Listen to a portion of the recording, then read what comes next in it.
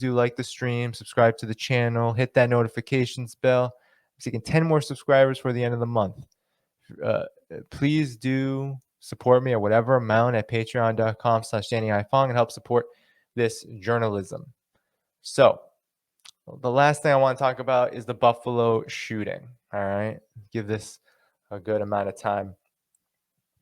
So it's lynching. It was a lynching. You had Peyton Gendron, right, go into a black neighborhood in Buffalo, very segregated city. Buffalo's huge, supposedly. I mean, not a big city, but Buffalo's a huge place. So in the Kingsley district, this white supremacist went in on Twitch with racial epithets, slurs written on his machine gun or whatever he was, rifle, whatever he was carrying. He went in and killed 10 black people. I believe at least 9 of the 10 were black people. And this is a majority black neighborhood. And, right away it was labeled an act of terrorism, hate crime. Of course. But immediately the explanation, I'm writing about this, I'll publish this tomorrow on Malcolm X and Ho Chi Minh's birthday. Immediately the explanation from the corporate media and from, of course, like the pundit class and the liberal class, Democrats, right? It became another attempt, right? This tragedy became another attempt to kind of culture war this issue. And right away, right, the victims of this conflict and black people in particular are used as this kind of electoral chip, right? Because immediately the blame was placed on Tucker Carlson and the GOP. And now the GOP and Tucker Carlson is in that milieu because he's the media voice of the GOP. They, of course, have organized their politics around racism for many decades, dating back to the Southern strategy. So there's no doubt that they play a huge role in the political the political education of masses, especially white masses of people who were then compelled to do this. And then we start talking about the Great Replacement theory, right? This theory that is widespread among white supremacists, this fear of the white Anglo-Saxon European quote unquote culture being eradicated by invaders, quote unquote, whether it be black people, whether it be immigrants from abroad, from African countries, Asian countries, right, from the global south in particular, from Latin America, etc., that these invaders were wiping away the white race. And of course, you probably are aware of the demographic shift that's happening in the United States that's played some role in the strengthening, I think, of this ideology. And so Tucker Carlson and the GOP were given all this blame. And now I'm not going to sit here and say they don't deserve any blame. That would be ridiculous, given that they are the voice of the GOP, and the GOP is organized. Its organizing principle is white supremacy. It has been for many, many, many, many, many, many years. It's the white man's party demographically. That's what it's been. We saw the transformation of neoliberalism with Reagan, trying to make that language a little more coded, but nonetheless, this doesn't change the overall fact that the GOP is organized around white supremacy. Now, the problem with this, though, is that this doesn't mean that the Democratic Party is not organized around white supremacy. And the huge problem with the discourse about Buffalo is that it's all about absolution. It's all about finding who is and who isn't to blame, rather than understanding that white supremacy is a system rooted in the U.S. capitalist order. And that's how it's always been. And so it can be really easy to look at Tucker Carlson, the way he talks, and to look at the GOP in the way they talk and say, yeah, that's a huge influence. And it is. Of course, we should be saying it's a huge influence. But that's not the basis of white supremacy, right? White supremacy is not merely bad men, bad ideas, and bad people. It's not about bad apples. Once we start looking at bad apples and seeking which ones to eradicate, then we're actually only strengthening white supremacy. We're only making it more effective. And that's what Democrats have done.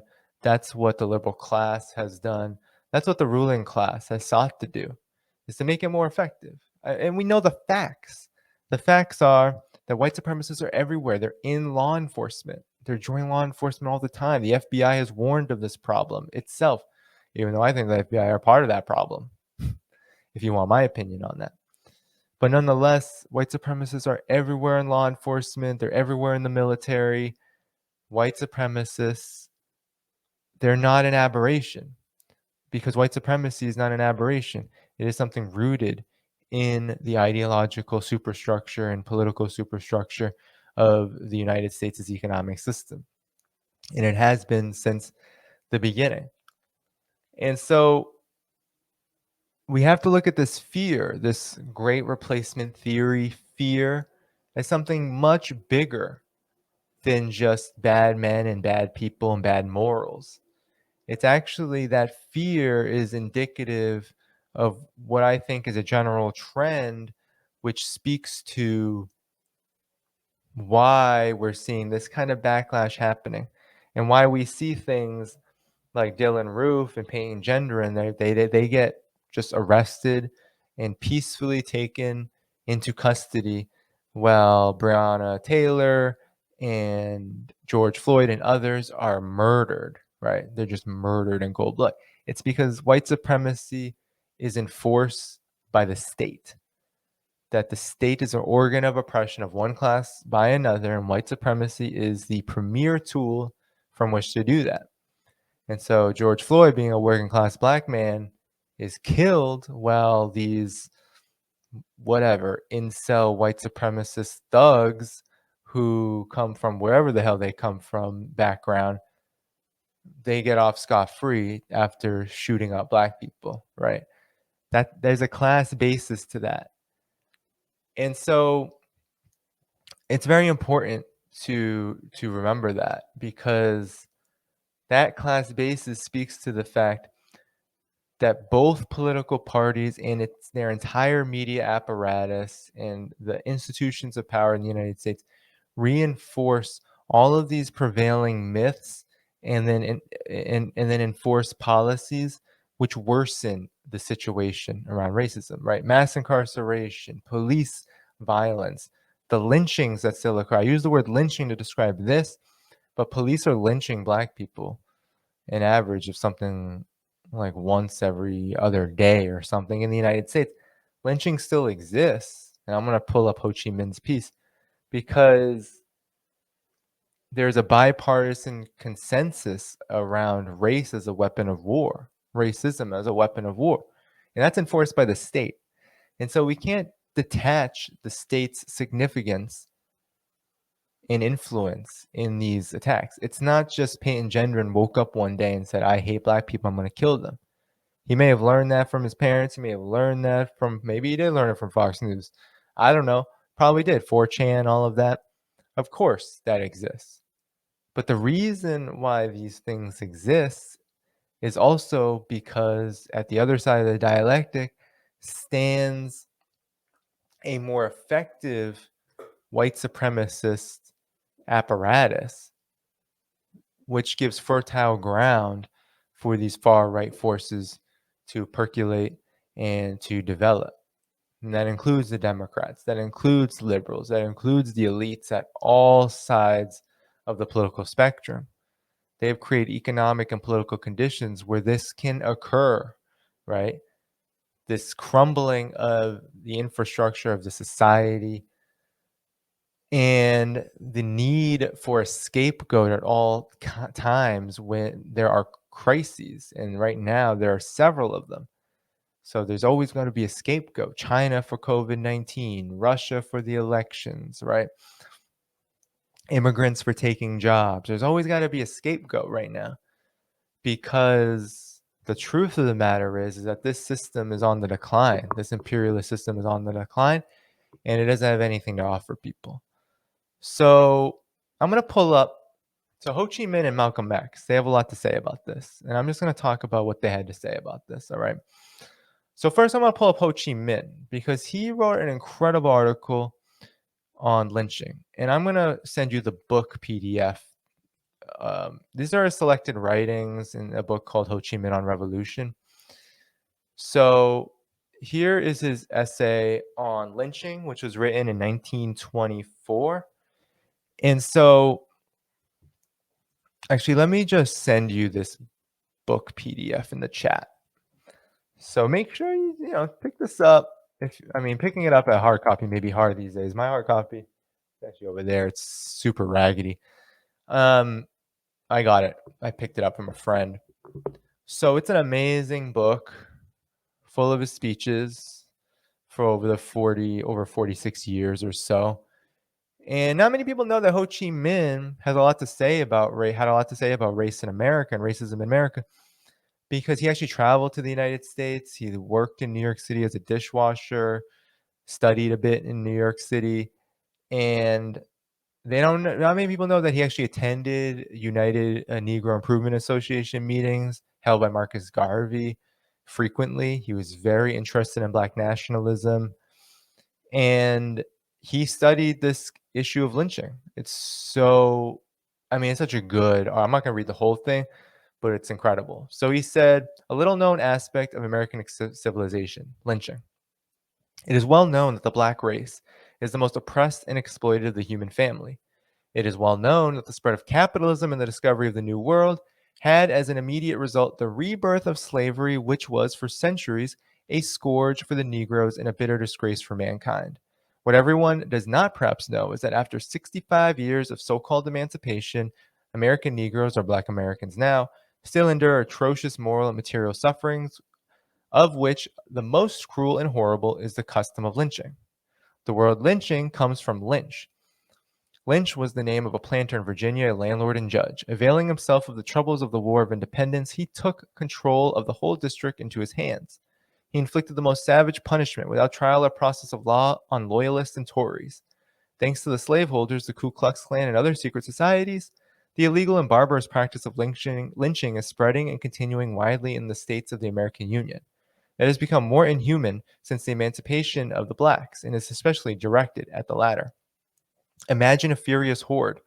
Fists clenched, eyes bloodshot, mouths foaming, yells, insults, curses. This horde is transported with the wild delight of a crime to be committed without risk. They are armed with sticks, torches, revolvers, ropes, knives, scissors, vitriol, daggers, in a word, with all that can be used to kill or wound. Imagine in this human sea of flotsam of black flesh pushed about, beaten, trampled underfoot, torn, slashed, insulted, tossed hither and thither, bloodstained, dead. The horde are the lynchers. The human rag is the black, the victim. In a wave of hatred and bestiality, the lynchers drag the black to a wood or a public place. They tie him to a tree, pour kerosene over him, cover him with inflammable material. While waiting for the fire to be kindled, they smash his teeth one by one. Then they gouge out his eyes. Little tufts of crinkly hair are torn from his head, carrying away with them bits of skin, barring a bloody skull. Little pieces of flesh come off his bloody, already contused from the blows. So he goes into it here. Ho Chi Minh describes in just utter detail, right? They say the black can no longer shout. His tongue has been swollen by red hot iron. His body ripples, trembling like a half crushed snake. A slash with a knife, one of his ears falls to the ground. Oh, how black is he? How awful. And the ladies tear at his face. Light up, shouts someone. Just enough to cook him slowly, adds another. So the statistics he goes into, that's just the description. I won't read the whole thing. But he talks about the congratulations, and he says, while on the ground, stinking fat of smoke, a blackhead, mutilated, roasted, deformed, grins horribly and seems to ask to the setting sun, is this civilization? So he talks about how in just a 30-year period, 2,600 were lynched, including 51 women and girls and 10 former Great War soldiers. So he goes on to just talk about the statistics. It's a great article to read. But really, right, he talks about the white victims of lynching being people like Harry Beecher Stowe, Elijah Lovejoy, John Brown, that these folks were people who stood up for Black people, who stood in solidarity with them against slavery and against lynching, and they were killed as well. So he starts off by talking about the systemic roots of racism, why Black people are the most oppressed race of the human family, he says. It's because of capitalism and the discovery of the New World, of slavery. And then he talks about this ongoing practice of lynching in great gory detail. And we need more of that, right? We need more acknowledgement of these crimes. And I think Ho Chi Minh really sets an example, right? Explaining this is why it's happening and this is what's happening now. And so we need to continuously, I think, connect those things. So Ho Chi Minh really can teach us a lot in just a very short time about what it means to talk about this issue in a real way, not Tucker Carlson versus GOP and the GOP versus other causes. And I think that some people on the left, and I'm just going to take this down now. Some people on the left have been like, well, look at what Peyton Gendron was wearing, an Azov, a Nazi insignia that the Azov battalion uses. Look at that connection. And we should do that. We should definitely make those connections because white supremacy is global, headed by the United States. And the United States uses white supremacy and uses white supremacists to achieve its objectives, right? And so that's important. But we can't lose sight of the fact that there is a connection. It's not just that, oh, look, the United States supports Nazis abroad and it's blowback. No, white supremacy is very much homegrown in the United States. If the United States wasn't supporting the Azov battalion in Russia, which it is, I mean, against Russia in Ukraine, which it is, white supremacy would still exist in the United States, right? It's not a matter of just eliminating that. But on the other side, even more, I think, limited and just downright incorrect is those who are trying to just say Democrats, liberals, who are just trying to say it's all Tucker Carlson, it's nothing else. It's just the GOP saying bad things and brainwashing the minds of kids. It's not so simple either. We have to look at the context. We have to talk about white supremacy as a system. We have to talk about white supremacy as inherent to American capitalism. And until we do that, we can't really address white supremacy, right? We can't address it as a movement. We can't address it as even as a topic of conversation politically, right? We can't really do it without that. And so Ho Chi Minh here, just talking about lynching, studying it, studies those details, right? Just like here, 10 people were killed, mainly Black people were killed at a tops by a white supremacist. We need to know those details.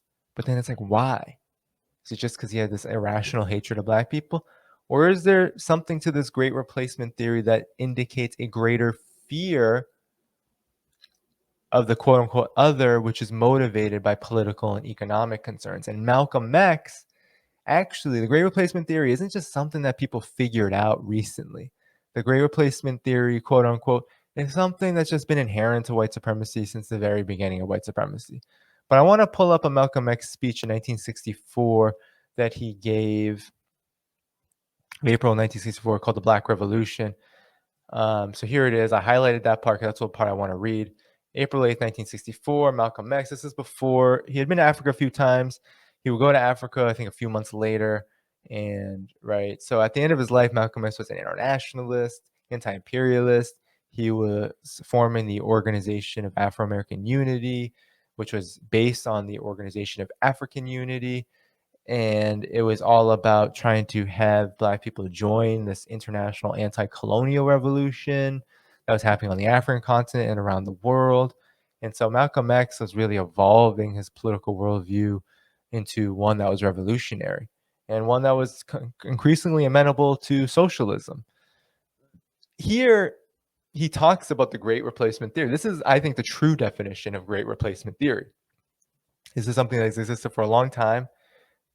So he says during recent years, there's been much talk about a population explosion, Whenever they're speaking of a population explosion, in my opinion, they are referring to people primarily in Asia or in Africa, the black, brown, red, and yellow people. It is seen by people in the West that as soon as the standard of living is raised in Africa and Asia, automatically the people begin to reproduce abundantly. And there has been a great deal of fear engendered by this in the minds of the people of the West, who happen to be on this earth a very small minority. In fact, most of the thinking and planning of whites in the West today, it's easy in most of the thinking and planning of whites in the West today, it's easy to see that fear in their minds, conscious minds and subconscious minds, that the masses of dark people in the East who already outnumber them will continue to increase and multiply and grow until they eventually overrun the people of the West like a human sea, a human tide, a human flood. And the fear of this can be seen in the minds and in the actions of most people here in the West in practically everything that they do. It governs their political views, it governs their economic views, and it governs most of their attitude toward the present society. So I think that's like the most solid definition of quote unquote great replacement theory. He's literally talking about how, and I like how he mentioned both population explosion, because that does happen, but he mentions it in the context of a rising standard of living. That as people throw off the yoke of colonialism, as they start to build their own society, I'm going to send this in the chat too. Uh, at the fear that that engenders, that's a materialist fear. That's not just, oh my God, they're having all these babies, they're going to be more populous than me. It's not just a matter of population, it's a matter of what that population indicates. It indicates an increased capacity to meet your own needs. So self-determination and liberation. And if we think about this to relate it back to China, people like Adrian Zenz, who are always railing against China's birth control programs and anti-poverty programs as quote unquote genocide, they're actually speaking out that fear that China's ability to manage these issues independently actually is a so-called threat. And so they just project that fear that they have back onto China and say that actually China is committing all this genocide against the Uyghurs, when really it's just a racist predilection that they have, and that they're very concerned about China's rise. And so we can really relate this to so many things, but the point is that, and I'll link these two in the description after I'm done, and I'm going to finish in a couple minutes. The point is that it's all about fear that the quote unquote other, that this inferiors, that those that white supremacy is deemed inferior in order to exploit them and super exploit them, that they're actually making progress and they're actually going to be able to determine their own destinies. And that's why Buffalo, this part of Buffalo is targeted. That's why Black people are constantly targeted, because there is this history of rich resistance.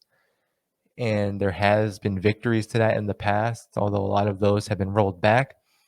It's happened before. Black people were a huge part of the communist movement in the United States. They've been a huge part of any anti-imperialist movement in the United States. And just worldwide, we know that the African Revolution has been very influential, right? It's been very influential in socialist revolutions too, right? Look at Cuba's solidarity with the African revolutions in Angola, for example, and look at the China-Africa partnership. I mean, there's a reason why